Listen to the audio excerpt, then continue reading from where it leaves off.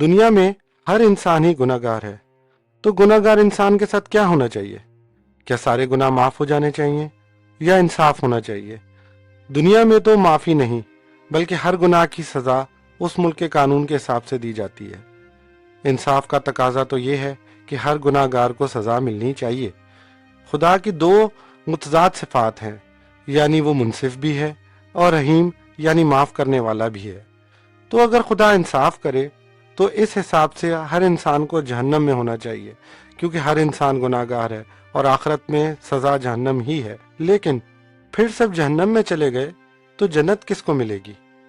चलें, अगर खुदा मुनसिफ वाली सिफ्त का इस्तेमाल नहीं करता और रहमत के दरवाजे खोल देता है, तो अगर वो एक गुनाहगार को उसके गुनाहों के बावजूद माफ कर देता है, तो जाहिर है कि सब इंसान ही खुदा की बनाई हुई मखलूक हैं, तो फिर सबको ही माफी मिल जाएगी। तो फिर जहन्नम में कौन होगा? क्योंकि सब तो रहमत की बिना पर जन्नत में चले गए। अब दोनों में से कोई एक चीज होनी चाहिए, या जन्नत या जहन्नम। अगर खुदा रहीम है तो जन्नत होनी चाहिए, और अगर आदिल है तो जहन्नम होना चाहिए। फिर इंसानों में जन्नत को पाने की दौड़ कैसी, जब सब गुनाहगार हैं?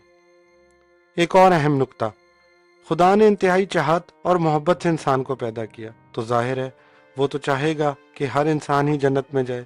लेकिन फिर इंसाफ, जो जाहिर है कि एक अहमियत का हामिल है, वो कैसे अमल में आएगा जब सभी गुनाहगार हैं?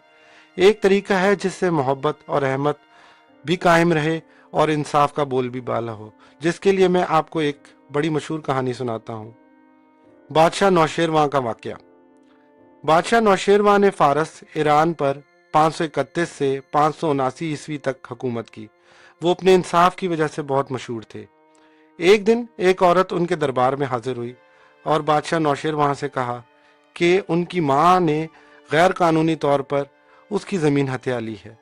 बादशाह नौशेरवां ने इस बारे में तहकीकात की और पता चला कि वो औरत सच कह रही है, और हकीकत में बादशाह नौशेरवां की अपनी माँ ने गैर कानूनी तरीके से इस औरत की ज़मीन पर कब्जा किया है। बादशाह ने अपने वजीरों से पूछा कि इस जुर्म की क्या सज़ा है, तो पता चला कि इस जुर्म की सज़ा कोड़े हैं। ज़ाहिर इंसाफ का तकाजा ये था कि बादशाह की माँ को कोड़े लगाए जाएं, और बादशाह की मोहब्बत ये थी कि वो अपनी माँ को कोड़ों से बचा सके, क्योंकि उसकी माँ बूढ़ी और कमज़ोर थी। अगर उसे कोड़े लगते तो वो मर जाती। लिहाजा ताकि इंसाफ का बोलबाला हो, बादशाह नौशेरवां ने अपने आप को अपनी माँ की जगह पेश कर दिया और पूरी रियाया के सामने बादशाह ने अपनी माँ की जगह कोड़े खाए। इस तरह ना सिर्फ इंसाफ के तकाजे पूरे हुए बल्कि बादशाह की मोहब्बत भी कायम रही। अगर आप इस कहानी को तस्दीक करना चाहते हैं तो आप चैट जीपीटी पर लिखकर भी सर्च कर सकते हैं। माफ़ी देना आसान नहीं बल्कि एक भारी कीमत रखता है। ये तो हो गया दुनियावी सबूत कि माफ़ी देने की भी एक बड़ी और भारी कीमत होती है। अब बाइबल की तरफ चलते हैं और पूछते हैं कि जन्नत में कौन जाएगा और जहन्नम में कौन। इंसाफ के तनाजुर में दो आयात पेश खिदमत हैं जो कुछ यूं हैं। फिर मैंने छोटे बड़े सब मुर्दों को उस तख्त के सामने खड़े हुए देखा, और किताबें खोली गईं। फिर एक और किताब खोली गई, यानी किताब हयात, और जिस तरह उन किताबों में लिखा हुआ था उनके अमाल के मुताबिक मुर्दों का इंसाफ किया गया। बल्कि तू अपनी सख्ती और गैर ताइब दिल के मुताबिक उस कहर के दिन के लिए अपने वास्ते गजब कमा रहा है, जिसमें खुदा की सच्ची अदालत जाहिर होगी। वो हर एक को उसके कामों के माफिक बदला देगा। अब माफी और रहम से रिलेटेड दो आयात पेश खिदमत हैं। क्योंकि तुमको ईमान के वसीले से फजल ही से निजात मिली है, और ये तुम्हारी तरफ से नहीं बल्कि खुदा की बख्शिश है, और ना एमाल के सबब से है, ताकि कोई फख्र ना करे। अगर हम कहें कि हम बेगुनाह हैं तो अपने आप को फरेब देते हैं और हम में सच्चाई नहीं। अगर अपने गुनाहों का इकरार करें तो वो हमारे गुनाहों के माफ करने और हमें सारी नाराजगी से पाक करने में सच्चा और आदिल है। मसीही अकीदे के मुताबिक क़यामत के दिन खुदा हर एक के अमाल का हिसाब लेगा, लेकिन जो लोग यीशु मसीह पर ईमान रखते हैं उन्हें उसके फजल और कुर्बानी के जरिए माफ़ी मिलेगी। जो लोग ईमान नहीं लाते वो अपने अमाल के मुताबिक इंसाफ पाएंगे।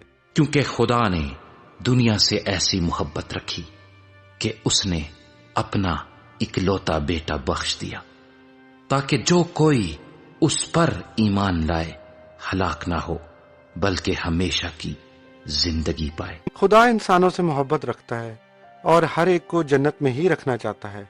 इसलिए मसीह यीशु इंसान बनकर दुनिया में आए, और वो इंसान इसलिए बने क्योंकि जाहिर है कि कफारा इंसानों के लिए देना था।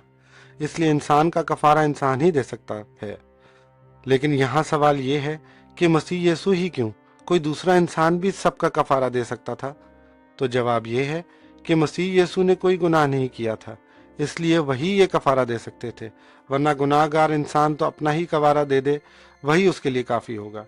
इसलिए मसीह यीशु दुनिया में आए, सलीब पर मसलूब हुए, दुख उठाया और उन्होंने सारे जहान के गुनाह का कफारा दे दिया।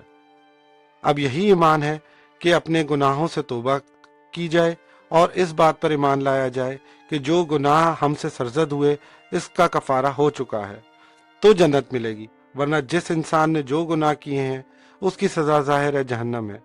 ये कुछ इस तरह ही है जैसे आप जन्नत के दरवाजे पे खड़े हों और फरिश्ता आपसे पूछे कि भाई आप जन्नत में कैसे जा रहे हैं? आपके गुनाहों की फहरिस्त तो मेरे हाथ में है और ये बहुत लंबी है, इसका हिसाब कौन देगा? और आप कहें मेरा इंसाफ हो चुका है क्योंकि मेरी जगह मसीह यीशु ने कफारा दे दिया और मैंने अपने गुनाहों की माफ़ी भी पहले ही मांग ली थी और फिर मैं गुनाह से बाज भी रहा हूँ। लिहाजा मसीही नुक्ता नज़र के मुताबिक क़यामत के दिन इंसाफ भी होगा और माफ़ी भी, लेकिन माफ़ी सिर्फ उनके लिए होगी जो मसीह यीशु पर ईमान रखते हैं। For more videos, like, share and subscribe.